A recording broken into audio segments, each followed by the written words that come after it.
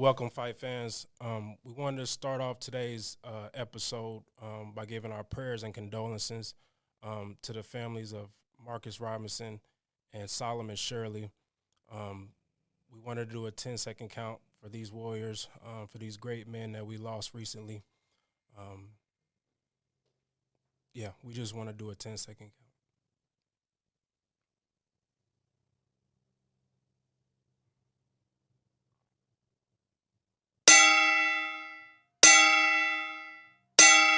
Rest in peace to Marcus Robinson and Solomon Shirley.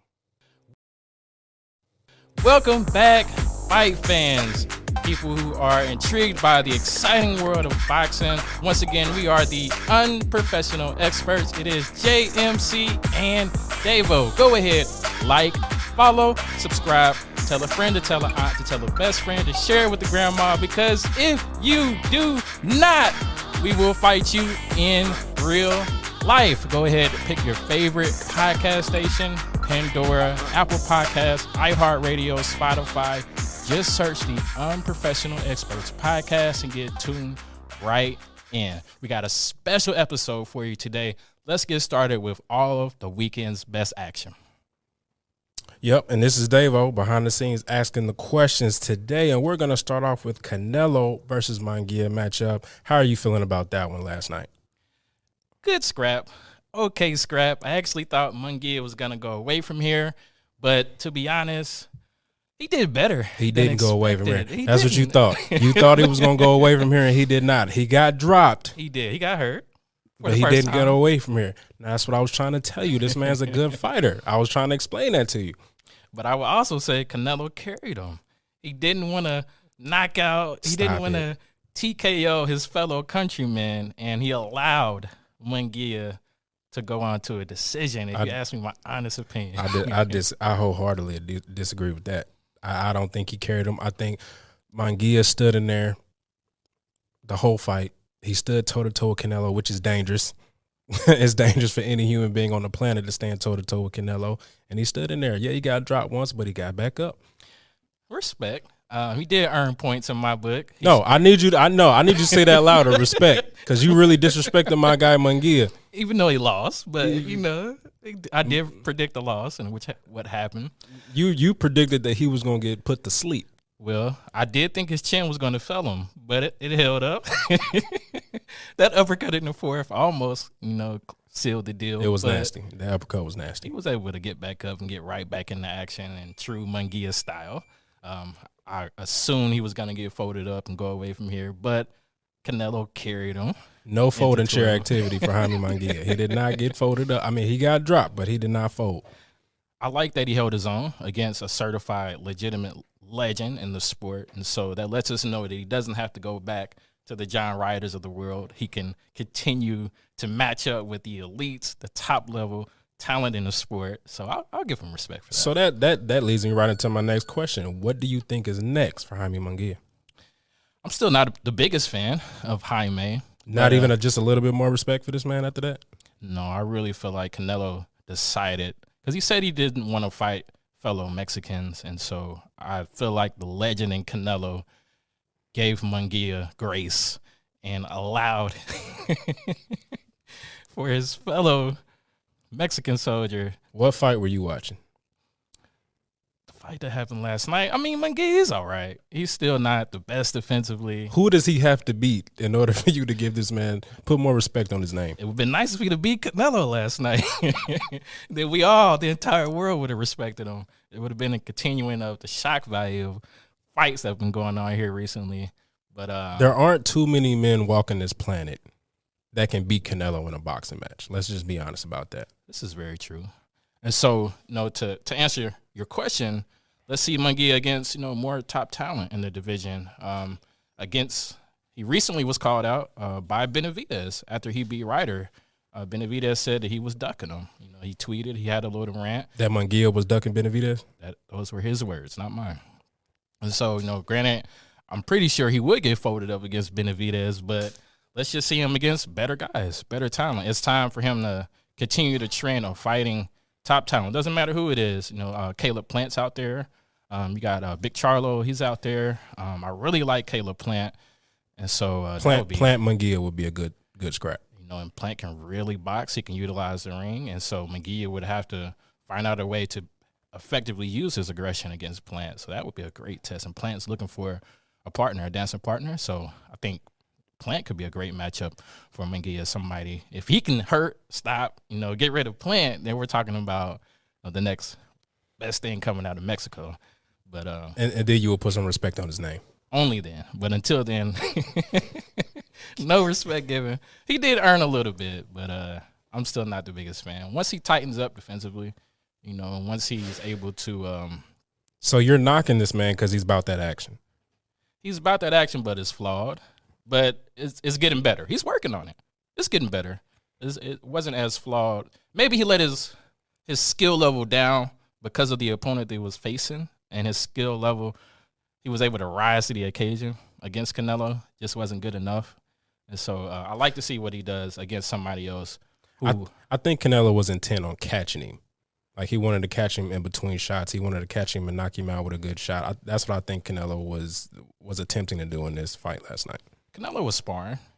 He he went and got some Modelos after the fight. He was he was sparring. He wasn't in any danger in any moment of the fight. He caught a good punch or two, but not anything that was gonna change the trajectory of the night by any means. He was in there to get a check and move on to the next opponent. You know, once again, this name is pretty much simultaneous with the name of Canelo with Benavidez. You know, they're talking about matching up with him in September. And so hopefully Canelo doesn't just duck or cherry pick, you know, his next opponent for his matchup in September. But we just need these guys fighting more of the fights that we want to see, not just random anybody's. Yeah, only fight we want to see for Canelo going forward would be Benavidez. Absolutely, for sure. So speaking of Canelo, what's the future of Canelo? Anybody other than Jaime Munguia. Been there, done that. Been there, done that. There's some great potential fights out there. He could rematch Bivol. There are some question marks there. Does he go back up to 75 and fight the big dogs there? The Bivol Beterbiev was actually postponed due to an injury on behalf of Beterbiev. So we'll see what happens with that matchup. But let's say he goes back up to 75 and says, "Hey, I'll go up there and I'll fight Benavidez at 75." Or he says, "Hey, let me take on Bivol in June, get right back in action." You know, he's looking for an opponent now. And so I just want to see Canelo fight big fights. I don't want to see him cherry pick. I hate it. I hate the cherry picking going on in boxing. I hate that the best fighters aren't fighting the other best fighters, because when it happens, you get surprises like what happened with Garcia and Haney. It's important for the best to fight the best, not for it to be an obvious outcome of these matchups. What do you think about that news coming out between for Ryan Garcia with him using performance enhancing drugs? Tough. That's really tough. Interesting that you asked that. So I've never seen a response to steroids be more positive. Typically, when somebody's on steroids, they get bashed, they get thrown under the rug. He's an animal. He's a liar. He's a cheat. But Ryan Garcia openly has supporters. For example, Gervonta Davis is saying, "Hey, Ryan's not as bad as we're making him out to be. Let's give him some grace." There's a process. There's a period of waiting on those results. Was it on purpose? Was it not on purpose? Was it tainted meat? You know, he said it was ashwagandha pills is what he said. So ashwagandha. No, he denied it, the accusations, but I'm not going to lie. I'm one of those people that supports Ryan Garcia because he flat out beat the shit out of Devin Haney. Enhancers or not, Devin Haney had nothing for him. So. He didn't. He absolutely had nothing for Ryan Garcia. But you have to think that maybe those shots were a little harder and a little more powerful because of the substances that Ryan Garcia may have been using. I think Devin Haney's jaw did fail him the way that I thought Munguia's was going to fail him. Devin Haney's punch resistance just was not there. And it's possible that enhancers played a part, but if we run it back, you know, what does Devin do differently? It doesn't seem like, you know, other than utilize the ring more, I just think Ryan Garcia could potentially have his number just based off of the way that performance went. He maybe should even took more enhancers to make it worse. And those guys know each other, you know, way back since the amateurs, and maybe Ryan does have his number. on top of the enhancers, on top of the antics, Ryan had a game plan that was very well utilized. He came in overweight. His entire goal, he was going to win by any means necessary. Drugs, doing bumps, getting into it with whoever and whenever, making everything exciting. I'm not mad at what Ryan did. It shakes up the world, and that's what he did. He shook up the world for sure. He definitely did that. Shout out to Ryan Garcia. That was an amazing performance. Hopefully, he wasn't on any PEDs. But speaking of Canelo Alvarez and the greatness of Canelo Alvarez, our first fantasy matchup for today, okay. Canelo Alvarez versus the guy he just also got into it with really bad, Oscar De La Hoya, both in their prime. How does that matchup go? Shout out De La Hoya, Golden Boy Promotions. Him and Canelo are at war. Based upon those press conferences, things are a little bit spicy between the two. Canelo versus a prime De La Hoya. Good matchup. De La Hoya was talented, obviously. Gold medal winner in the amateurs, multiple weight champion in the pros. He did his thing. He didn't duck any smoke the way that Canelo does. But if there's one thing that I can point out that is very important in this debate, you can't let a guy who took a picture and fishnet leggings and heels. You can't dock him for that. You can't. We're talking about a prime Oscar De La Hoya back when he was kicking everybody's ass. Fishnets came a while later. I don't know that you can dock this man any points for the way that he dresses. I can't respect a guy who's willing to put on fishnets and take a picture in them with heels, with some pretty heels on. I just can't.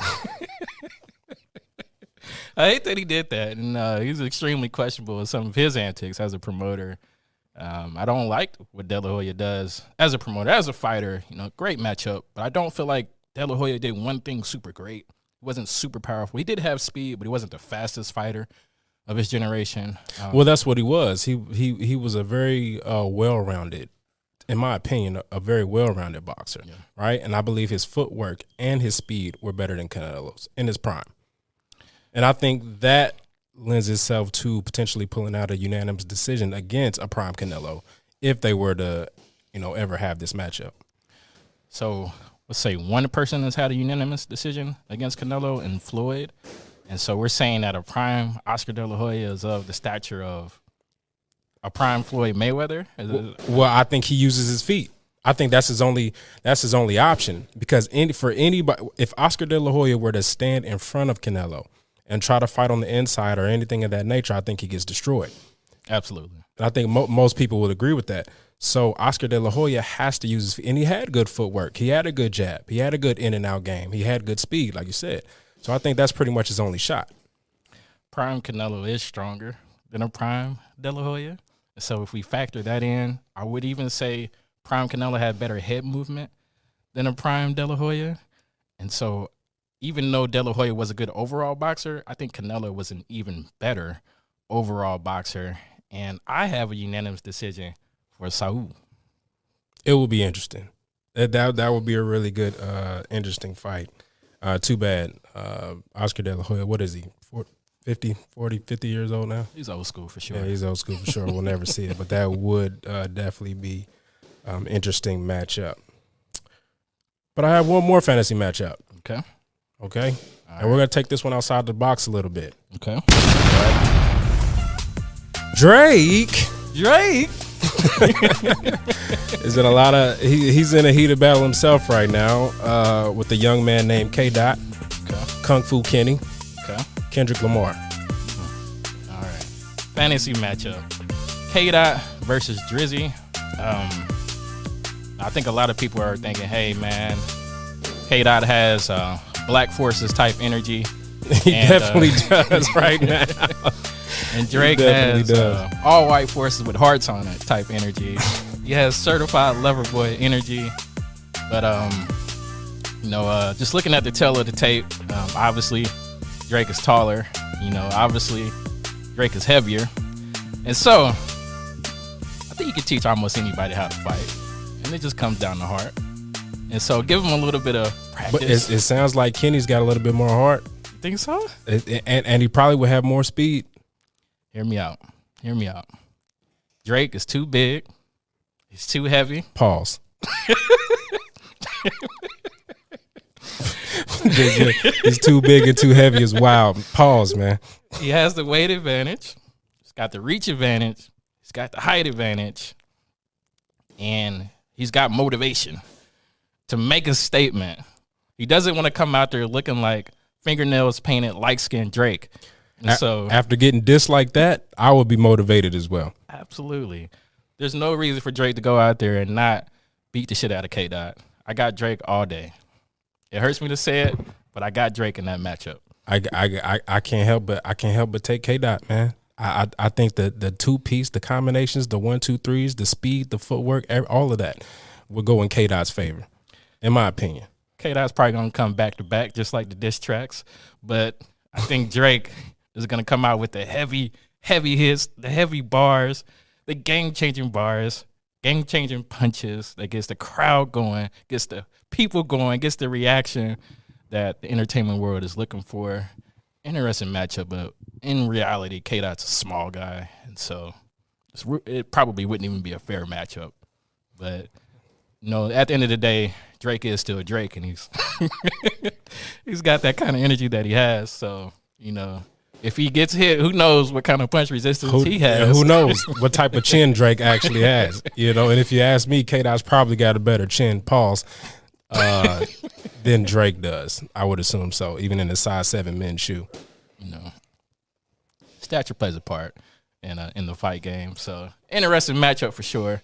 I do think that stature plays a huge part in the fight game. And so, if we're going based off of the tail of the tape, I do think that Drake ultimately has the ability, if he can throw a clean 1-2 and not get caught, Kung Fu Kenny, he could get him up out of there. But, shout out to Drake, OVO, straight out of Toronto.